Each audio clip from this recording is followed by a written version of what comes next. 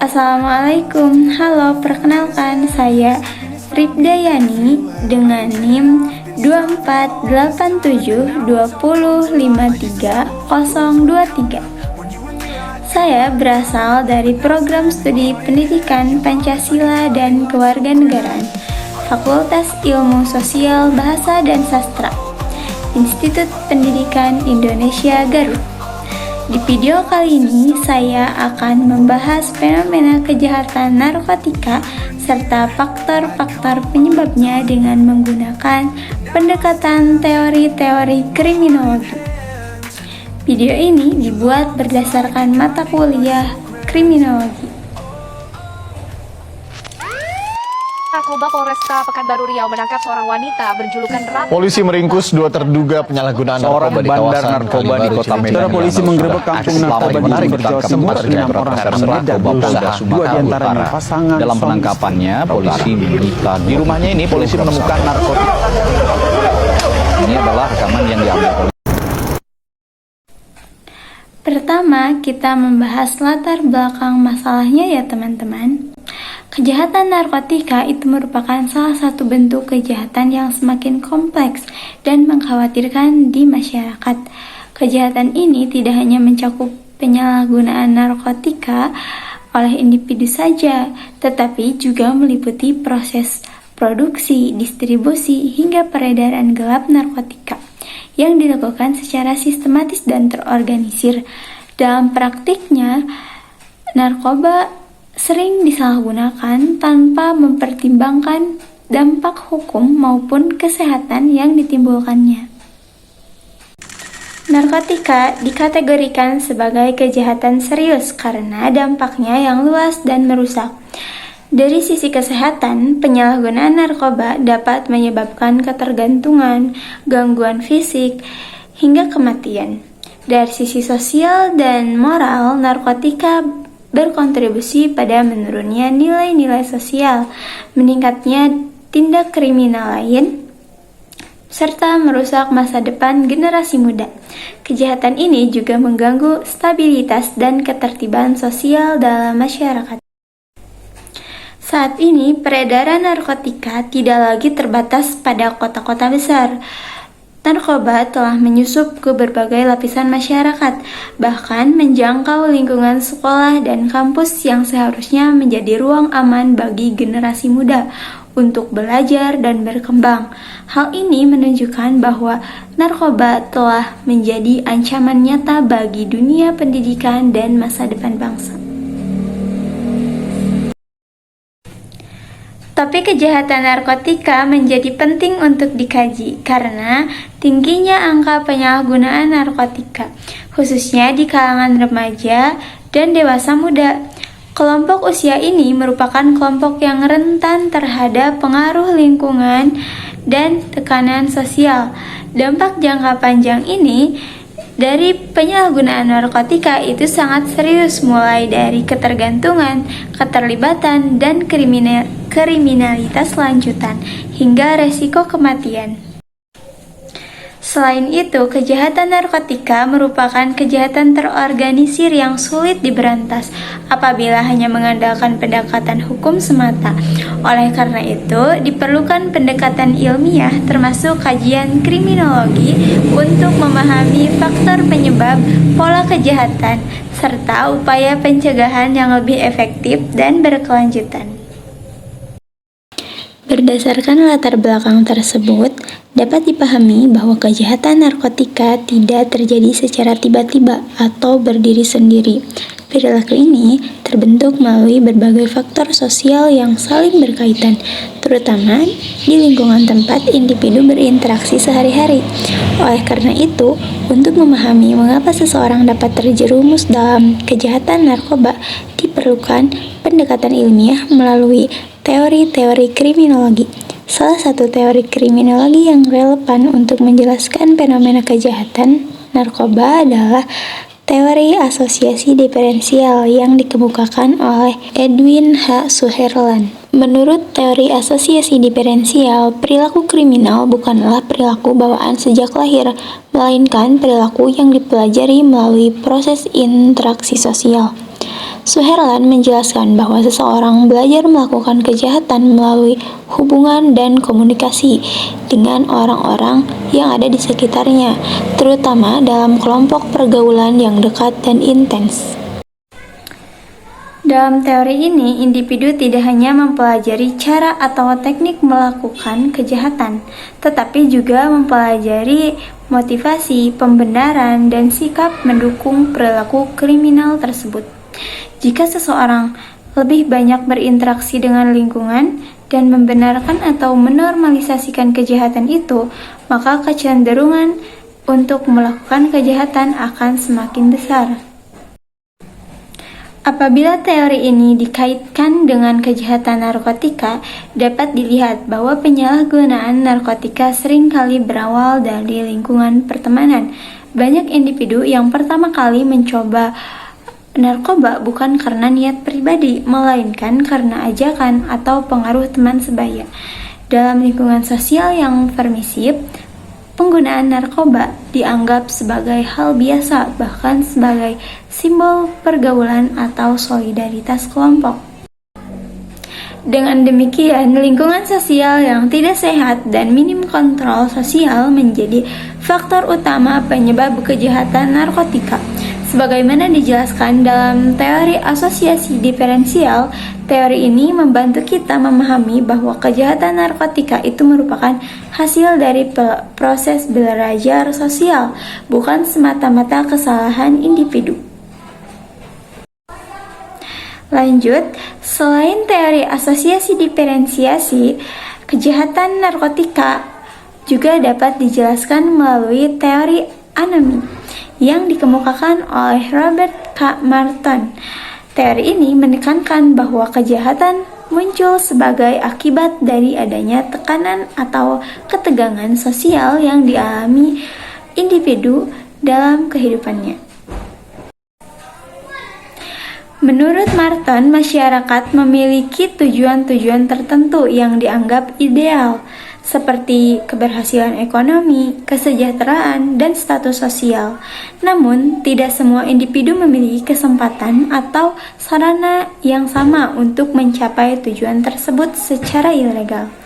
Ketidaksesuaian antara tujuan sosial dan cara yang tersedia inilah yang disebut sebagai strain atau tekanan individu. Dalam kondisi tersebut, sebagai individu memilih jalan menyimpang sebagai tempat adaptasi terhadap tekanan yang mereka alami. Salah satu bentuk penyimpangan tersebut adalah keterlibatan dalam kejahatan narkotika. Apabila teori strain ini dikaitkan dengan kejahatan narkotika, dapat dilihat bahwa tekanan ekonomi dan sosial itu sering menjadi faktor pendorong utama. Individu yang mengalami kesulitan ekonomi, pengangguran, atau tuntutan gaya hidup tentu cenderung mencari jalan untuk memperoleh penghasilan. Peredaran narkotika kemudian dipandang sebagai peluang yang menjanjikan keuntungan besar dalam waktu singkat. Tidak jarang pula pengguna narkoba yang mengalami ketergantungan terpaksa terlibat dalam peredaran narkotika untuk memenuhi kebutuhan konsumsi pribadinya. Hal ini menunjukkan bahwa tekanan sosial dan ekonomi dapat mendorong individu beralih dari pengguna menjadi pengedar. Dengan demikian, Strain membantu menjelaskan bahwa kejahatan narkotika tidak semata-mata disebabkan oleh pengaruh lingkungan, tetapi juga oleh tekanan struktural yang membuat individu merasa tidak memiliki pilihan lain selain melakukan penyimpangan tersebut.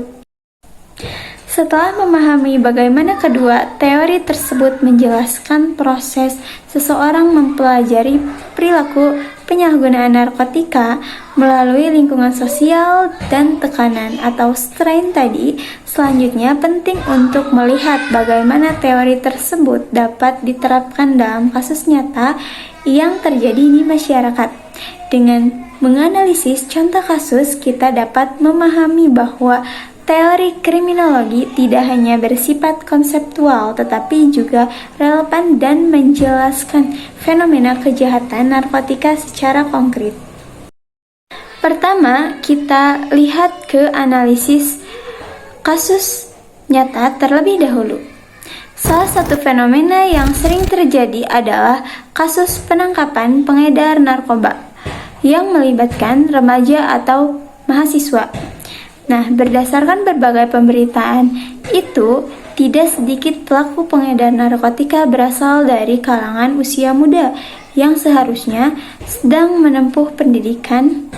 Dalam kasus itu, para pelaku awalnya hanya berperan sebagai pengguna narkoba. Namun, seiring berjalannya waktu, mereka kemudian terlibat lebih jauh sebagai perantara atau pengedar.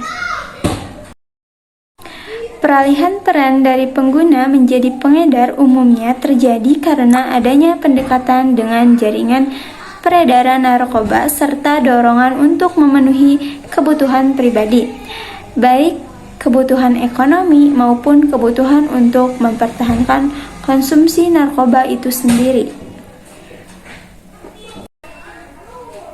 Sekarang kita coba analisis dengan menggunakan teori asosiasi diferensial keterlibatan remaja atau mahasiswa dalam kejahatan narkotika dapat dipahami melalui hasil dari proses belajar sosial.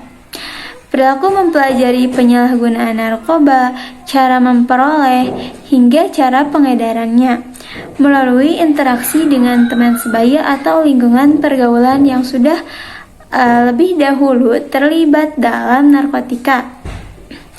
Lingkungan sosial tersebut secara tidak langsung menanamkan nilai dan pembenaran bahwa penyalahgunaan narkoba itu merupakan hal yang wajar bagi mereka. Selain itu, fenomena ini juga dapat dianalisis menggunakan teori strain atau tekanan. Tekanan ekonomi, tuntutan gaya hidup, serta keterbatasan akses terhadap pekerjaan yang layak itu mendorong individu mencari cara alternatif untuk memenuhi kebutuhan hidupnya. Dalam kondisi tersebut, peredaran narkotika dianggap sebagai jalan pintas yang menjanjikan keuntungan cepat meskipun melanggar hukum. Dengan demikian, kejahatan narkotika tidak hanya dipengaruhi oleh faktor individu, tetapi juga oleh tekanan sosial dan ekonomi yang dialami pelaku, sebagaimana dijelaskan dalam dua teori kriminologi tersebut. Dari pemahaman sebelumnya, kita bisa melihat bahwa kejahatan narkotika tidak terjadi secara tiba-tiba. Ada beberapa faktor yang saling berkaitan dan memengaruhi seseorang hingga akhirnya terlibat dalam penyalahgunaan maupun peredaran narkoba. Pertama, dari lingkungan sosial. Banyak kasus yang menunjukkan bahwa pengaruh teman sebaya itu menjadi faktor awal seseorang mengenal narkoba. Ketika berada dalam lingkungan pergaulan yang permisif, di mana penggunaan narkoba dianggap sebagai hal yang biasa, seseorang akan lebih mudah terbawa arus. Rasa ingin diterima dalam kelompok itu seringkali membuat individu mengikuti perilaku teman-temannya, meskipun hal tersebut sebenarnya salah. Kedua, dari sisi ekonomi. Kondisi kemiskinan dan pengangguran itu dapat menimbulkan tekanan hidup yang berat. Dalam situasi tersebut, sebagian orang melihat peredaran narkoba sebagai jalan pintas untuk mendapatkan penghasilan, apalagi keuntungan yang ditawarkan dalam bisnis narkoba. Dan dalam bisnis narkoba itu tergolong besar, sehingga banyak orang yang tergoda meskipun mereka tahu resiko hukum dan sosial yang harus dihadapi. Ketiga, faktor keluarga juga sangat berpengaruh. Kurangnya perhatian dan pengawasan dari orang tua itu membuat anak merasa kurang diperhatikan dan mencari pelarian di luar rumah. Konflik atau kondisi broken home pun itu sering menimbulkan tekanan emosional yang mendorong seseorang mencoba narkoba sebagai bentuk pelarian dari masalah yang mereka hadapi.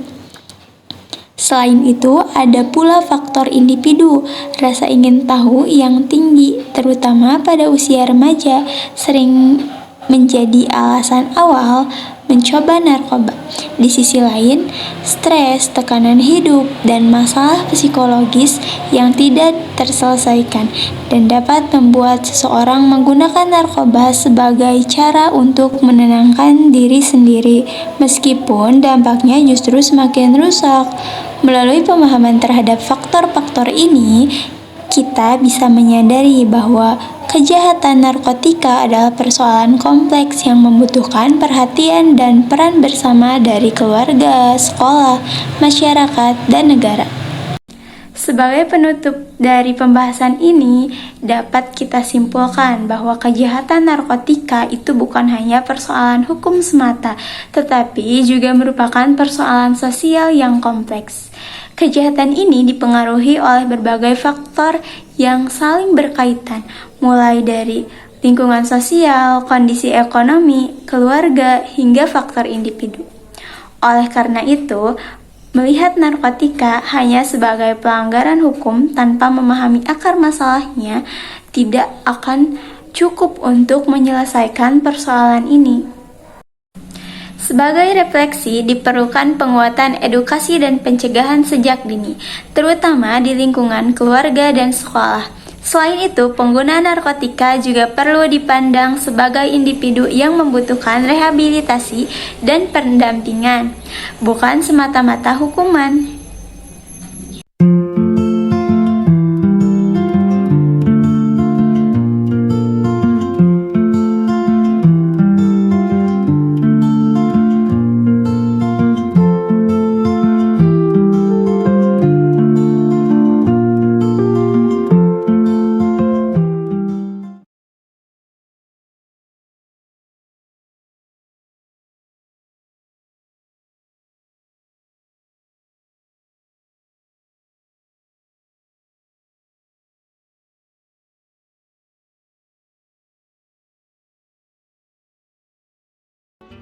Misalnya kayak pemuda ini yang sempat ditangkap polisi gara-gara make sabu. Dia masuk ke pusat rehabilitasi, didampingin konseling, dan akhirnya bisa berhenti. Di Indonesia, pecandu yang ngelapor bisa dapat rehabilitasi gratis, tapi pengedar bisa dihukum mati. Kayak bapak ini yang nekat bangun pabrik sabu dari dalam penjara. Tapi Filipina pernah punya cara yang lebih berdarah. Presidennya waktu itu ngasih izin warganya buat bunuh siapapun yang dicurigain pecandu atau pengedar. Akibatnya, puluhan ribu nyawa hilang, terbunuh di jalanan. Masalahnya, belum tentu juga mereka yang terbunuh adalah yang benar-benar pecandu atau pengedar. Malah banyak diantaranya orang